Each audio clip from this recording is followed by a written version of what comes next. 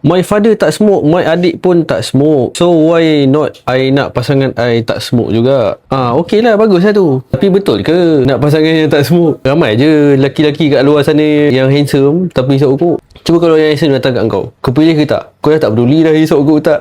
Betul tak? Tapi saya advise, kalau betul-betul nak yang tak smoke, pilihlah yang tak smoke. Berpegang teguhlah pada pendirian tu. Tapi kalau betul kau dapat yang tak smoke, kau kena check dia. Sebab kadang-kadang ada orang dia tertipu, lepas kahwin baru dia tahu yang dia punya lelaki dia hisap rokok. Kita tak nak macam tu. So cara dia, kau beli Cotinine rapid test. Dia dekat online dia jual tu, ataupun pergi dekat farmasi-farmasi. Tujuan untuk detect dia punya nikotin dia lah. Dia macam urine test, tapi dia 1 hingga 7 hari lah. Kiranya last dia hisap tu kena 1 hingga 7 hari. Tapi kalau kau nak test, kau kena beli dulu. Dah sampai rumah baru kau pergi test dia. Jangan bagi tahu dia saya nak beli ni. Dia pergi research bila waktu yang kalau aku test tak dapat detect.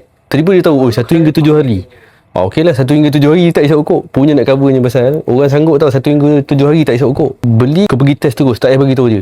So mana-mana yang pasangan pokok, kalau pasangan korang hisap rokok, nak tolong dia berhenti, masuk live saya. Dekat dalam tu saya bagi tahu korang macam mana nak dorong kau punya pasangan berhenti. Kalau mana masuk live, tekan link kat bio saya, ada ebook Seni Berhenti Merokok. Sebelum tu jangan lupa follow dulu supaya tak terlepas apa-apa update daripada akaun ni.